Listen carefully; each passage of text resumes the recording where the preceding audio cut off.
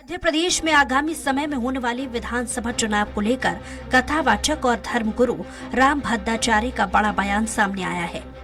धर्मगुरु राम भद्राचार्य ने कहा कि राज्य में होने वाला विधानसभा चुनाव बीजेपी कांग्रेस नहीं लड़ रही है, बल्कि ये चुनाव सनातन धर्म और अधर्म लड़ रही है। सिवनी में चल रही कथा के दौरान राम भद्राचार्य ने कहा कि यहाँ चुनाव शिवराज सिंह चौहान और कमलनाथ नहीं लड़ रहे हैं। यहाँ चुनाव बीजेपी और कांग्रेस नहीं लड़ रहे हैं, बल्कि यहाँ तो लड़ रहे हैं सनातन धर्म और अधर्म। उन्होंने कहा कि अब देखना है कि इसमें जीतता कौन है। आप चिंता मत करिए, हम जीतेंगे। राम भद्राचार्य का ये बयान आने के बाद राज्य में सियासी बयानबाजी तय मानी जा रही है। ये कहा जा रहा है कि इस बयान को कांग्रेस और बीजेपी अपने अपने तरह से परिभाषित कर रही है। देखो, प्रत्येक व्यक्ति विजय की आशा तो करता ही है और शिवराज सिंह बहुत अच्छे राजनीतिज्ञ हैं। उनके तर्क में बड़े बड़े तीर हैं, सब ठीक हो जाएगा। दरअसल मध्य प्रदेश में इस साल के अंत तक विधानसभा चुनाव होना है। इस चुनाव के चलते भारतीय जनता पार्टी और कांग्रेस तैयारियों में जुटे हुए हैं। कांग्रेस और बीजेपी एक दूसरे पर हमलावर है। कांग्रेस का मानना है कि 2018 की तरह इस बार भी वह चुनाव में जीत हासिल करेगी और सरकार बनाएगी। वहीं भारतीय जनता पार्टी भी सत्ता चाहती है और जिस तरह से वह 2018 से पहले तक चुनाव जीतती आ रही है, वैसे ही वापसी चाहती है। फिर भाजपा का सरकार फिर बनेगी। बहरहाल ये पहली दफा नहीं है जब किसी महंत ने सियासत में धर्म का सियासी तड़का डाला हो। इससे पहले भी धर्म को लेकर बयानबाजी खूब होती रही है। ऐसे में देखने वाली बात होगी कि धर्मगुरु के इस बयान के बाद किस तरीके का सियासी तूफान देखने को मिलता है। कांग्रेस इस बयान को किस एंगल से जनता के सामने डिफेंस करेगी। सलमान खान, स्वराज एक्सप्रेस। तो प्रदेश की राजनीति में जगत गुरु राम भद्राचार्य के बयान की एंट्री होते ही अब धर्म और अधर्म के बाण को बीजेपी और कांग्रेस अपने अपने तर्कश से निकाल रही है। राम भद्राचार्य का सनसनीखेज बयान आने के बाद राज्य में सियासी माहौल गर्म है और यह कहा जा रहा है कि इस बयान को कांग्रेस और भाजपा अपनी अपनी तरह से परिभाषित कर रही है। पर क्या जगत गुरु राम भद्राचार्य को इस प्रकार का बयान देना चाहिए था और क्या वाकई इस बयान का कोई असर होगा? इसी मुद्दे पर चर्चा करने के लिए हमारे साथ खास मेहमान जुड़े हुए हैं। बीजेपी से हैं प्रवक्ता ब्रजगोपाल जी। ब्रजगोपाल जी, आपका बहुत बहुत स्वागत है। कांग्रेस के प्रवक्ता है फिरोज सिद्दीकी जी, और सिद्दीकी जी आपका भी बहुत बहुत स्वागत है। वरिष्ठ पत्रकार हमारे साथ जुड़े हैं महेंद्र अवधेश भार्गव सर आपका भी बहुत बहुत स्वागत है। और धर्मगुरु हमारे साथ जुड़े हुए हैं महंत डॉक्टर अवधेश पुरी जी।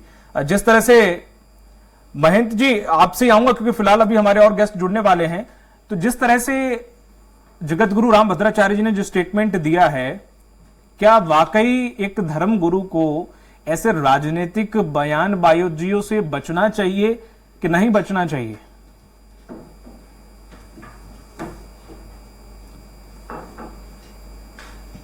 जी अवधेशपुरी जी, अब तक आवाज पहुंच रही है?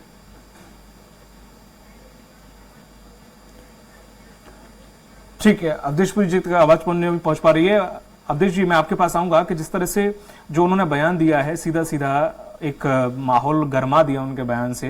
हालांकि कांग्रेस से अपने तरीके से लहरी पीसी शर्मा जी ने इसने बयान दिया, उन्होंने अपने तरीके से दिया कि धर्मी वो लोग हैं, धर्म वाले हम लोग हैं। और अब ऐसे में अपने अपने तरीके से उनके बयान को जोड़ कर देख रहे हैं। क्या इस प्रकार के किसी महंत को या किसी पुजारी को या किसी संत को राजनीतिक हस्तक्षेप करना चाहिए, ऐसी बयानबाजी देनी चाहिए कि नहीं देनी चाहिए? अवधेश सर, आपसे सवाल।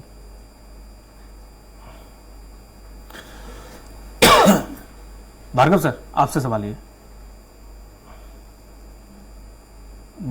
भार्गव जी, आपसे सवाल था कि क्या इस प्रकार का बयान देना चाहिए?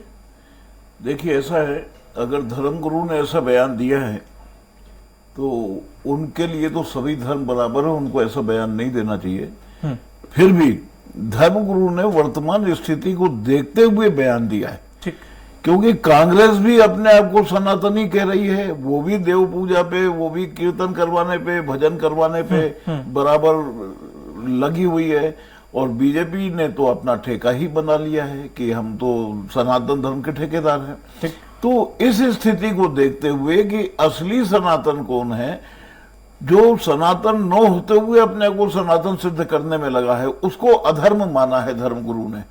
और सनातन और अधर्म की लड़ाई, उन्होंने कहा ये चुनाव नहीं है। चुनाव में हमेशा उन्नति की बात की जाती है, विकास की बात की जाती है, लोगों की भलाई की बात की जाती है, लेकिन आज जिधर देखो से सनातन की लड़ाई, यानी लोगों का या तो ध्यान भटकाया जा रहा है और या लोगों का ब्रेन वॉश किया जा रहा है कि आपको वोट एक जगह जाना चाहिए। तो धर्मगुरु का ये बयान बहुत बड़ा बयान है, यानी जो सनातन का नाम लेकर के चुनाव लड़ना चाहते हैं उनके लिए ये साफ संदेश है कि सनातन और अधर्म की लड़ाई, यानी सनातन ने कभी भी, आपने देखा होगा सनातन में उन्होंने कभी ऐसा काम नहीं किया जो धर्म विरुद्ध हो। तो धर्मगुरु ने जो कुछ कहा है वर्तमान परिवेश में कहा है, और मैं समझता हूं उनका ये कहना उचित है, और उन्होंने एक मार्गदर्शन दिया है, एक रास्ता दिया है, और लोगों को इस पर सोचना चाहिए, सभी राजनीतिक दलों को इस पर सोचना चाहिए। लेकिन जगतगुरु रामभद्राचार्य की अगर बात करें तो उनकी कई भविष्यवाणी हमेशा सत्य हुई हैं। अभी हाल ही में रिसेंटली भी उनकी चंद्रयान 3 को लेकर उन्होंने पहले ही कह दिया था, उससे पहले भी उनकी कुछ ऐसी भविष्यवाणी रही जो हमेशा सत्य रही हैं, चाहे वो मोदी सरकार को लेकर रही हो या अन्य सरकारों को लेकर रही हो। तो इससे क्या कांग्रेस इसे हालांकि किस रूप से दिख रही वो अलग बात है, लेकिन क्या इससे कांग्रेस थोड़ा सा भयभीत भी है, या इसे इस तरह से लेना चाहिए कि हाँ वो अगर कोई भविष्यवाणी करते हैं तो सही होगी? क्योंकि उन्हें परिप्रेक्ष्य में कहीं ना कहीं बीजेपी की बोला ही है, आप हम सब लोग जानते हैं, उन्होंने जिक्र भी किया लास्ट में इस चीज का। अधीश जी, आप ही से सवाल सर। अवधेश जी आपसे सवाल है।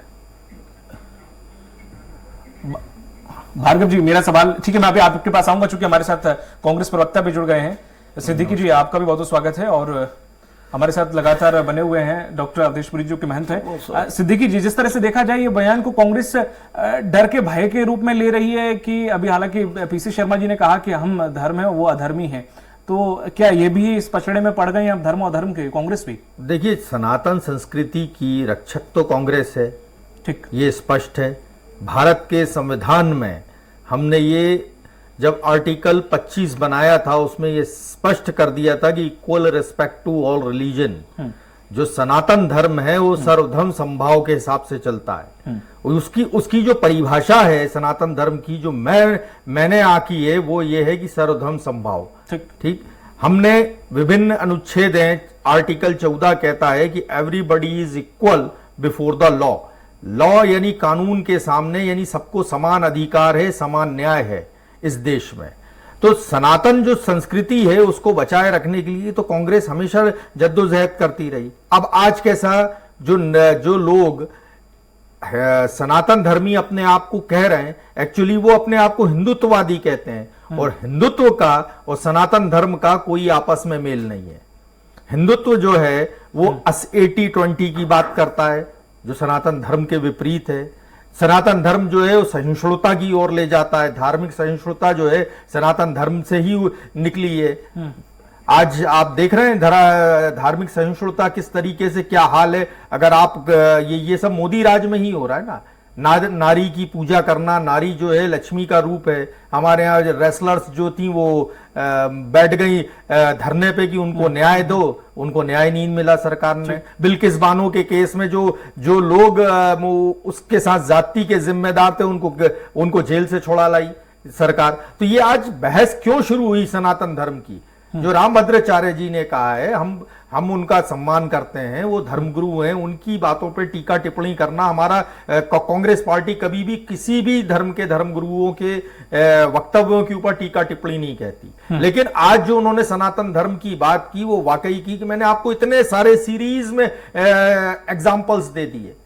उन्होंने कहा आप मुसलमान जो है वो सीए एनआरसी लिया है, बाहर हो जाएं देश से, हम एनआरसी कर देंगे उनकी, जबकि हम वासुदेव कुटुंबकम की उत्पत्ति है। हम लोग ने तो सारे विश्व को अपना घर माना है। ये सनातन धर्म है। तो आज जो सनातन धर्म और सनातन संस्कृति का जो हिंदुत्ववादी जो उस पर हमला कर रहा है, तो आज उन्होंने बिल्कुल सही कहा कि जो सनातन धर्म है, सनातन धर्म को बचाए रखना जो है, ये आज हम लोगों का ये जो चुनाव है, ये सनातन धर्म को बचाए रखना अर्थात भारत के संविधान को बचाए रखने का चुनाव है ये। अगर आप भारत के संविधान को बहुत गौर से पढ़ेंगे तो आप उसमें पाएंगे कि आपको सनातन धर्म की जो संस्कृति है, जो धार्मिक उसकी मान्यताएं हैं, वो उसके अंदर आपको उकेरी हुई दिखेंगी। बाबा साहब अंबेडकर ने जब इस सनातन धर्म इस संविधान को लिखा था 1950 में, हमने लागू किया था, तो जो उन्होंने आज चिंता व्यक्त की है वो बिल्कुल सही चिंता व्यक्त की है। आप उस चिंता को समझिए कि क्या स्थितियां देश की हो रही हैं। आज जो है भारत में, भारत के प्रधानमंत्री से अगर आप अमेरिका में जाएं या इंग्लैंड में जाएं तो लोग पूछते हैं कि आपके मानव अधिकारों की क्या स्थिति है। प्रधानमंत्री मोदी से ही सवाल हुए हैं ये। अब आपके यहाँ जो अल्पसंख्यकों के साथ उत्पीड़न हो रहा है, ये ऐसा क्यों हो रहा है? क्या सनातन संस्कृति में आपने कभी ऐसा देखा है?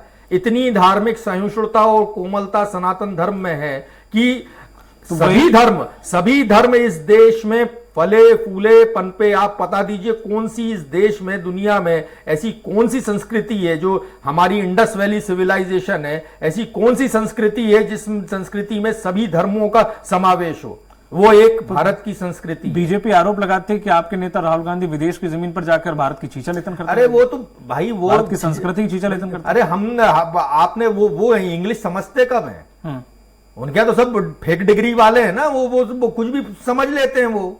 अगर आप राहुल गांधी जी के अभी भी उन्होंने जो फ्रांस में अपना भाषण दिया, तब आप देखिए कि मैंने नंबर ऑफ वेद उपनिषद पढ़े हैं, मैंने वेदों को स्टडी किए, ये हमारा धर्म नहीं है। यही बात कही ना उन्होंने, राहुल गांधी चीजें कही। हालांकि ये चीज जो उन्होंने वहां रिपीट की थी वो यहाँ पे भी रिपीट की। हाँ, तो यही तो हम कह रहे हैं ना कि ये, और वो इंडियन डिस्पोरा से बात कर रहे हैं, यानी आप प्रवासी भारतीयों से बात कर रहे थे। और हम जो लोग हमारे अपने लोग हैं उनके साथ तो हम खुल के बात करेंगे ही, और करना भी चाहिए। कम से कम राहुल गांधी जी ने ये नहीं कहा कि भारत में पैदा होने पर मुझे शर्म आती थी। ये किसने कहा था? ये नरेंद्र मोदी जी ने कहा था। आज तक राहुल गांधी जी ने हमेशा ये कहा कि I am proud to be an Indian. ठीक। ब्रजगोपाल जी, जिस तरीके से जगत गुरु का जो बयान आया है उससे बीजेपी काफी खुश नजर आ रही है, लेकिन यहाँ पर बीजेपी की तरफ से खुशी तो है, लेकिन कांग्रेस इसे कह रही है कि वे फालतू में खुश हो रहे हैं, वो तो सही नहीं सनातनी, तो धर्म अधर्म वो कर रहे हैं, तो धर्म वाले तो हम रक्षा कर रहे हैं हिंदू धर्म की। सिद्दीकी जी कह रहे हैं आप तो कुछ कर ही नहीं रहे। आपकी आवाज नहीं आ रही सर।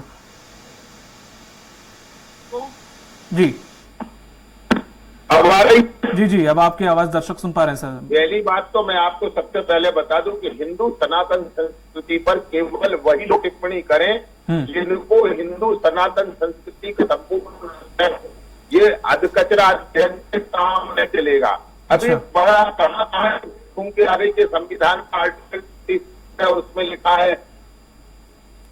अरे तो वो तो संविधान की बात कर रहे हैं, संविधान थोड़ी ना सब धर्म इक्वल बोलता है ना सर, वो तो इतनी बात कर रहे हैं, वो कौन सी डेफिनेशन बता रहे हैं मुझे? अब बता, क्या संविधान इस बात की इजाजत देता है कि उदयनिधि स्टालिन के बेटे ये कहें कि सनातन का समूल नाश कर दिया जाना चाहिए? क्या ये संविधान इजाजत देता है? क्या संविधान ये इजाजत देता है कि मल्लिकार्जुन खड़गे के बेटे प्रियंक खड़गे ये कहें सनातन डेंगू मलेरिया की तरह है, इसे नष्ट कर दिया जाना चाहिए? क्या संविधान इसकी इजाजत देता है कि स्वामी प्रसाद मौर्य ने कि रामायण एक बेकाम का ग्रंथ है, इसको नष्ट कर दिया जाना चाहिए? क्या आप मुझे बताइए ना कि ये संविधान में लिखा है ना, सर्वधर्म समभाव का मतलब ये होता है कि मैं अपने धर्म का आचरण दूसरे के धर्म का सम्मान करूं। और जो अभी बता रहे थे उनको मैं कुछ उदाहरण भी बताना चाहता हूं। केवल इस देश में लोकतंत्र, लोकतांत्रिक परंपराएं और संविधान आखिर में जीवित कहाँ है? वो केवल वही जीवित है जहां सनातन को मानने वाले लोग, जहां हिंदू आबादी बहुसंख्यक, ज्यादा बहुसंख्यक है, 80-20 तक है, तो नहीं तो मैं आपको एक उदाहरण बताता हूँ। केरल की वायनाड की जो सीट है जिससे माननीय राहुल गांधी जी सांसद है, उस सीट पे आता है, उसका नाम है मलापुरम। मलापुरम को जगह है, इसमें सबसे पहली अमीर थी मोहम्मद के। अब आप देखिए कि मुसलमानों का हुकूमत है तो वहां का कानून क्या पास होता है? यदि कोई भी गैर मुस्लिम को अपनी प्रॉपर्टी बेचता है तो नामांकित उसको हकदार मिलेगी। ये ठीक है सर, चूंकि जी ठीक है ब्रजगोपाल जी, आपकी आवाज थोड़ा सा गौर से डिस्टर्बेंस हो रहा है, निवेदन है कि थोड़ा सा आप इसको सही कर लें, तब तक मैं आपके पास लौटूंगा। बिल्कुल मैं महेंद्र जी के पास जा रहा हूँ। महेंद्र जी, तो जिस मैं तरह आपके स्काइप से ले लेता हूं, आप थोड़ा सा स्काइप में दे सर, दीजिए। जी सर, आप तब तक थोड़ा सा सही कर लीजिए, मैं आपके पास लौटूंगा।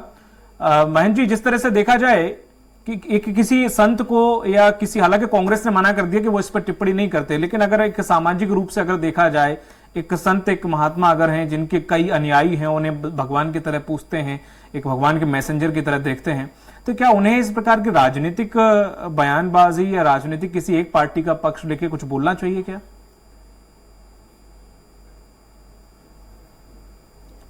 अवधेशपुरी जी,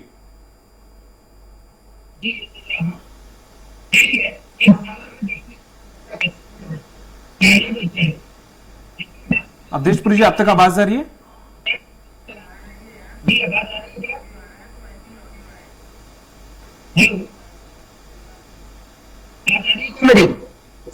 जी सर, आपकी आवाज नहीं स्पष्ट आ पा रही है।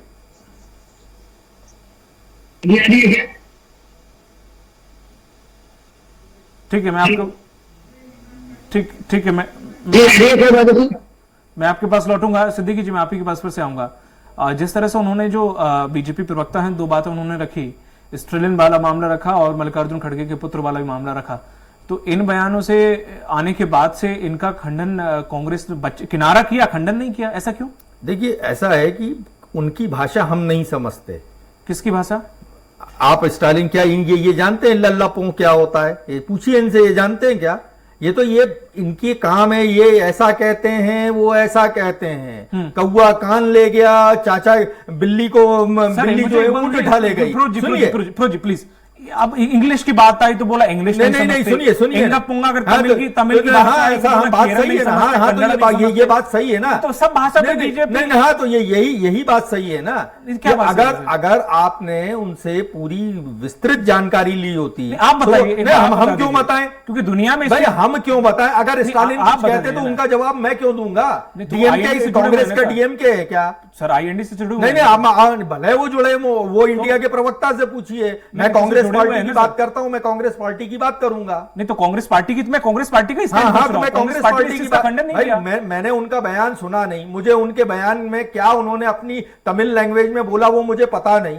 मैं कैसे उस बात को अपनी बात कर सकता हूं? जिनका एक्ट दिख रहा है, जिनका एक्ट दिख रहा है, तो ये बचना हुआ सिद्दीकी नहीं, जी, क्यों बचना हुआ? नहीं, क्यों क्यों बचना हुआ इसमें? आप ये बताइए। बीजेपी का कोई, अरे भाई, आप पार्टी देते हैं, बीजेपी से सवाल करते हो? नहीं, तो आप ये बताइए। कांग्रेस के प्रवक्ता तो है ना सर, आप ये उन्होंने कोई क्वेश्चन दागा तो आपको इसका बचाव करने के बजाय आंसर देना चाहिए। देखो, अगर आप ये स्वीकार करें कि आपको बचना है तो मैं कह दूंगा ठीक है, मैं वापस ले लेता हूं। ऐसा है, सवाल ये है कि जो चीज मैंने सुनी नहीं, पूरा उन्होंने बयान क्या बोला, क्या भाषण दिया उन्होंने और किस संदर्भ में उन्होंने बात की, ये मुझे पता नहीं। पर अभी तो आप कह रहे हैं कि वो भाषा समझ ही नहीं पाए, कॉन्फिडेंस से कह रहे हैं, आपको सुना होगा। क्योंकि मैंने भी उनकी जो भाषण को सुना वो तमिल में था, वो मैं तो जानता नहीं हूँ तमिल, तो मैं कैसे बोल सकता हूँ उनके भाषण के बारे में? नहीं, पूरी दुनिया ने समझा, लेकिन अरे जिसने समझा वो जवाब देंगे, ठीक है, जिनने समझा वो जवाब देंगे।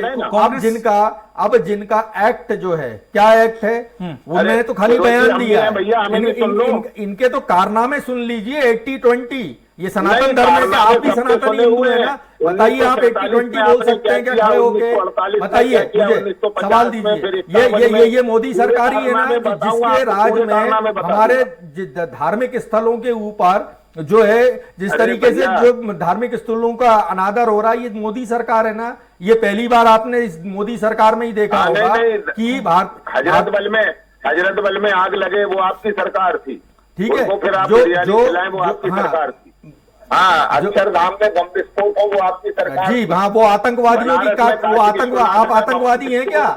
नहीं, वो अरे तो भैया वो आतंकवादी है, मतलब हम आपसे कह रहे हैं, तो ये मान लें वो आतंकवादी है। अभी आपके बजरंगियों को पकड़ के बंद किया था बिहार की पुलिस ने, लाल कर दिया मार के उनको। अरे आपने प्रज्ञा सिंह को, ठीक है ना, हाँ, वो सही पकड़ा था उनको भी। अरे भैया उनको सही पकड़ा था, वरना कोर्ट छोड़ देती है। चार्ज नहीं लगा पाए। अरे तो वो चार्ज किसने का आपको पता नहीं है, वो चार्ज नहीं लगा पाई जी। भाई साहब, उनके ऊपर चार्ज लगा हुआ है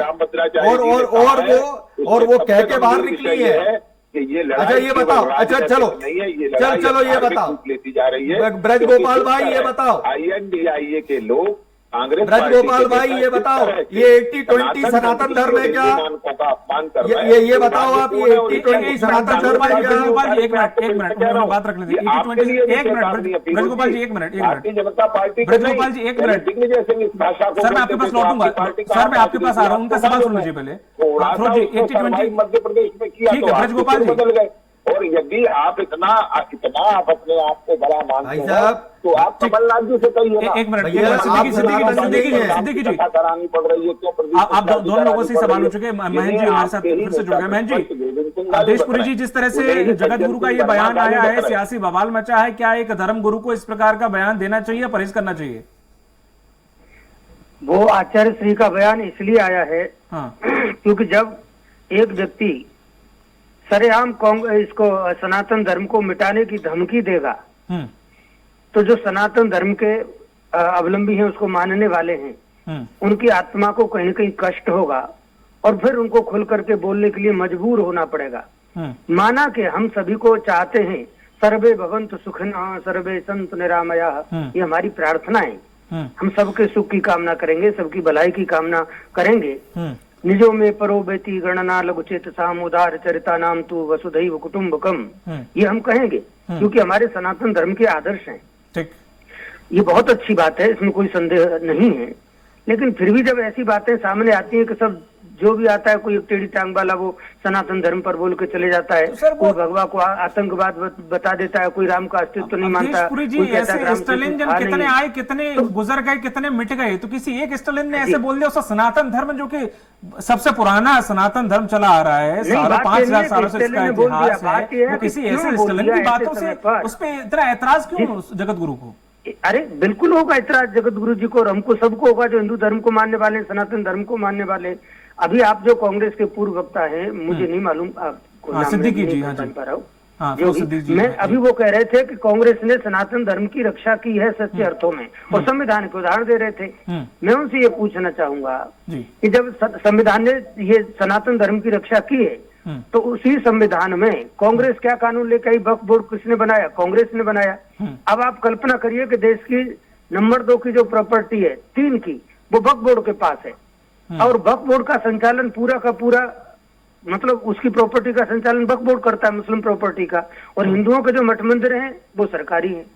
आप बताइए कि कांग्रेस अगर सनातन धर्म की रक्षा के लिए थी, तो फिर वक्फ बोर्ड में ऐसे नियम कैसे बना देती कि वो जिस प्रॉपर्टी को रिसारा कर दे वो उनकी हो जाए, उन्हीं के ट्रिब्यूनल कोर्ट में केस लड़ना पड़े? ये कानून बनाया तो किसने बनाया? कांग्रेस ने बनाया। तो आप बताइए कि आपने सनातन की रक्षा की कि आपने मुस्लिम धर्म की रक्षा की? अगर आप सनातन की रक्षा कर रहे थे और संविधान एक है, तो ऐसा क्यों हो रहा है कि मठ मंदिर सरकारी है, मस्जिद सरकारी नहीं है, चर्च सरकारी नहीं है, गिरजाघर सरकारी नहीं है? आज तक कांग्रेस ने क्या ये अभियान चलाया क्या?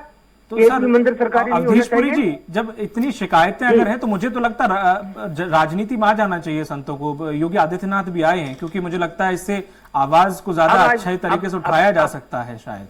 हाँ, नहीं उठाया जा सकता। रही राजनीति में आने की बात, तो याद रखना कि बिना धर्म के राजनीति नहीं चल सकती, और जिस राजनीति में धर्म नहीं है, जिसका आधार धर्म नहीं है, वो राजनीति झूठी राजनीति है। क्योंकि धर्म का मतलब होता है मानव उत्थान की बात करना, मानवता के कल्याण की बात करना, मानवता का परिष्करण करना। तो सर एक ही ऑप्शन बचा है, अब या तो परशुराम बनो या तो फिर चुपचाप बैठे रहो सर।